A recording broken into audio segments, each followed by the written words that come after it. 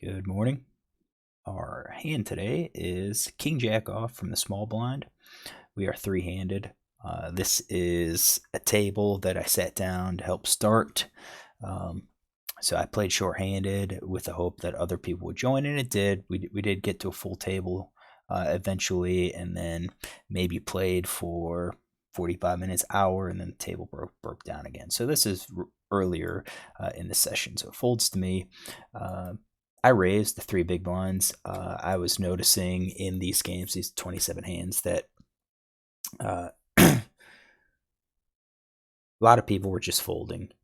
So the first couple times where I raised four big blinds, which is my standard small blind raising range, and he folds. And I think I did that twice, and then I said, well, you know what? The standard raise, even some of these other players, they were min raising and everyone was folding. So I thought, well, why have a larger bet size if a smaller bet size is going to get the job? So at this point, I've got King Jack. This goes against my normal small blind raising range, which is something like this. I expanded it because I'm just going to steal. So my steal looks something like this: any suited queen, any suited king, any suited aces, any ace, kings down to like king 4 offsuits. I do have more suited hands, but I'm trying to open it up, get folds, and I'm gonna do this especially against a player that I know folds too much. This is rather unknown, so I'm just gonna see it. I'll probably keep this 3-4 times. If he calls me every single time, or 75% of the time, then I'll probably will have to start scaling back his the weaker hands anyways, get rid of some of these offsuit and maybe the low suited hands. So I raised three big blinds and he calls. So I don't know anything about him, but he didn't raise me, so I'm going to say in a three-handed game, he probably isn't raising. Or he would probably have raised premium hands, try to build a pot. I gave him, so I removed those, but then I also gave him a fairly wide range. So, I mean, we're pretty good. Both of us are going to be fairly wide. Flop comes out 9-5-5, and the question is, what do I do? I looked at this hand, and I have a jack of spades. I think flush draws are going to be calling. I've got two overs. They've got like a backdoor straight as well. If I catch a 10 or a queen, that could be good. And I'm thinking this hand's probably going to miss. The only maybe he has a 5, but there's only 2 5s left. There's 3 9s left. Everything else is gonna be hit weakly. I don't think we'll see any strong hits. So I went ahead and bet. I see bet for half pot, and I'm curious, is this the right move? Or in this board, on this hand, in this situation, on this kind of dryish type board, should I have checked? So I've got it in GTO, I've ran it. So right off you can see that I'm going to be checking 70% of the time, betting 30% of the time. So what kind of hand should I be betting? What should I be checking? I'm going to look right at King Jack, and right away you can see that I should be checking most of the time. Now, yeah, there is king, the offsuit King Jack with the jack of spades. You do bet it a small amount of time, but we're looking at 5%, if that. If that. So I think we can probably fix that and just say we're going to be checking. We should be checking everything. So I think that that's a mistake. Right in the hand, we should have checked this. What types of hands do we bet? So we're gonna sometimes bet quads. This is kind of slow play or whatever, and I think it's gonna kind of depend on the player. If we knew the player is aggressive and willing to try to bully us off hands, we could check. If he's a player that is sticky and doesn't want to fold, especially on a board like this, we can bet and see what happens. Full houses, we are going to be betting. 3 of a kind is rather interesting. So like ace 5 we bet if we have the ace of spades. King 5 we bet with the king of spades, but it seems like all of the other 5s we're going to probably favor checking. Queen 5 we can bet. Ace 5 we can bet. So like 5 with like the ace, king, queen, those look like ones we are betting. Over pairs, you can see we're betting 10s, we're betting jacks, We're betting queens. Mostly betting kings. Kind of interesting. That's probably the half point. Half time we bet kings, half times we don't. And you could probably check that. And if he bets, he might have an ace. So we're betting the overpair. So we're betting. So far, our value is going to be pretty strong. Top pair hands. So there are nines, ace nine, king nine. We're betting. So nine with a good kicker, which to me is a little strange because I think with a king or an ace, well, I guess it makes sense. So I was gonna say we're not scared of other cards to come to beat us, but we are with top pair. We want to try to get value from that. And if a 10, jack, queen, or king comes and pairs our opponent, we're now behind. So I guess ace nine, king nine, we're going to be betting these to try to get some value. Queen nine, half value, half bet, and even the offsuit variety with ace and king nine, we're going to be betting. All the other nines we're checking. So I guess jack 9, 10, 9, 9, 8, 9, 7. I guess we're going to favor checking those. And the question is, why would we do that? Perhaps we're doing that because we block a lot of hands that our opponents have. Now, I would have thought we would be betting these. Again, we're betting them because we don't want overcard to come to really hurt us.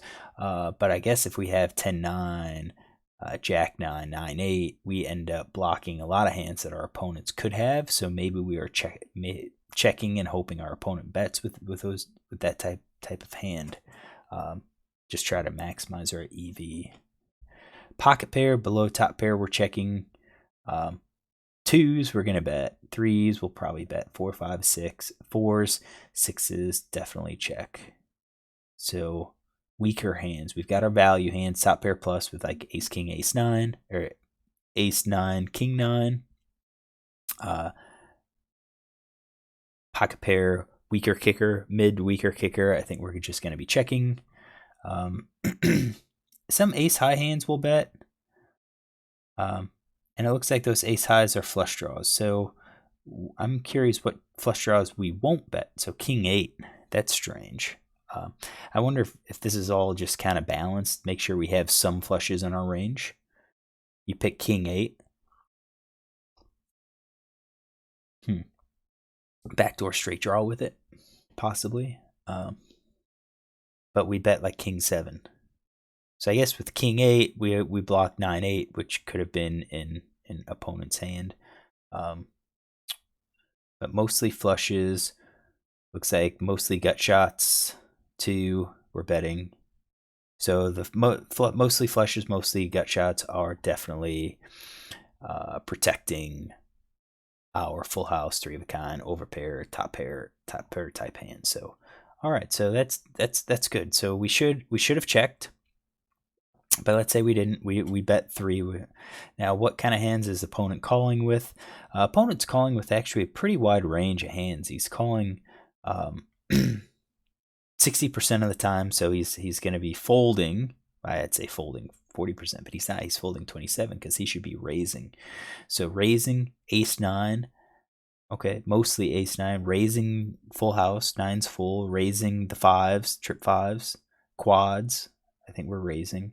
We're mostly calling with everything else. We're going to be folding a lot of our overcards. There it is, overcards.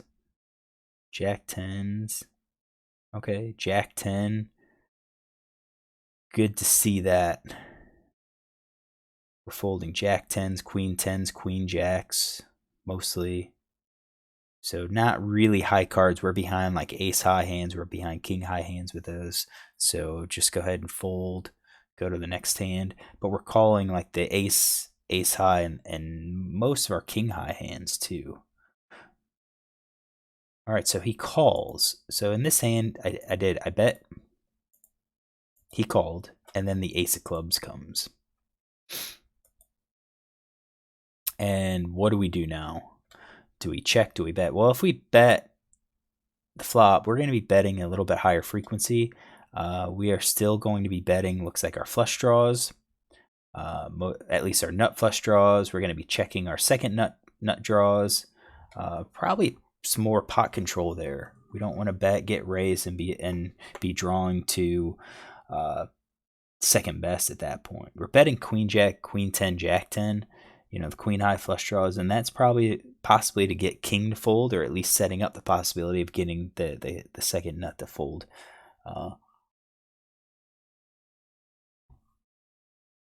I guess with the queen, we also block like king queen, king queen.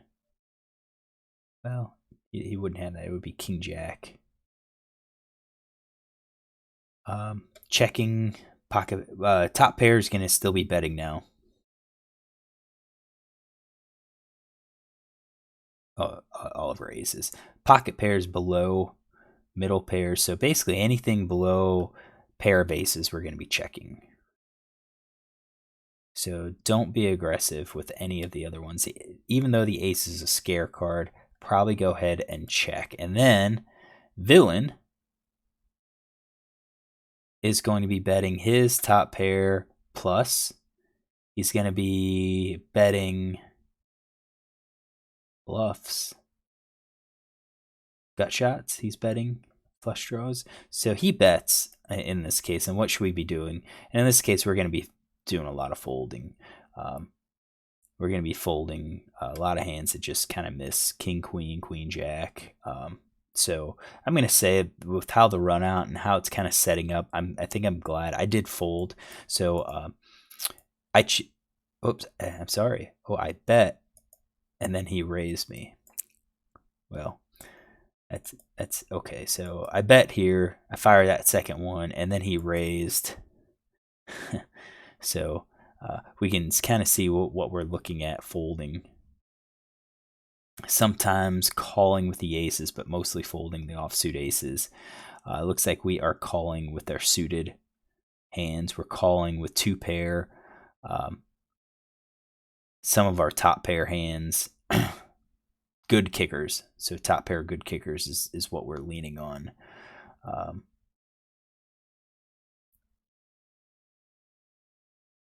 Flush draws are calling. No flush draws are raising. So our raising range, our trips.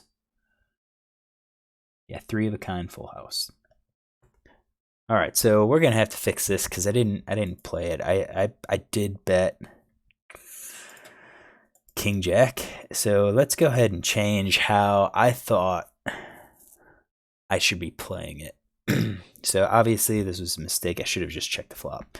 So let's change this. We're going to change the bets to say I'm basically going to be betting these overs, looking for a fold.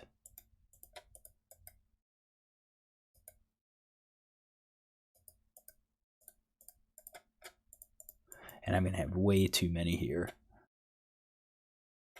Okay, so let's run the solver. And we'll come back when it's done. All right, didn't take too long. We're going to bet. And now villain calls. So we're just going to say, he calls. And I think, if I bet all of the overcards, most likely hands, it's good to see that we're, as the big blind, we're going to be calling a lot of those hands. We're still going to be raising our nines. I think we're playing aggressively with top pair. I think that's important to see. We're playing aggressively with top pair, and especially suited, our suited top pairs. The offsuits, less so. That's good to know when we're playing aggressively with trips. So be aggressive if we think the opponent's going to be betting these over. So he calls, and then it has me, again, checking all of those. So I should have checked the flop instead of bet. And then had I bet, I now bet again, and that was a mistake.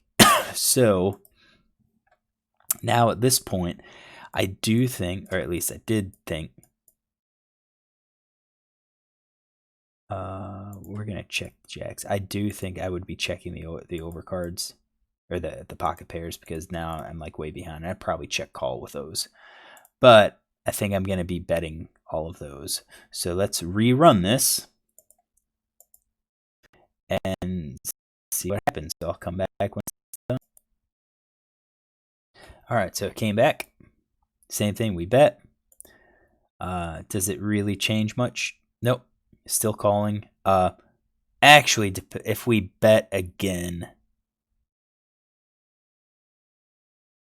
on the turn with all of those overs, because we think the ace is scary, it does look now favors a call with those,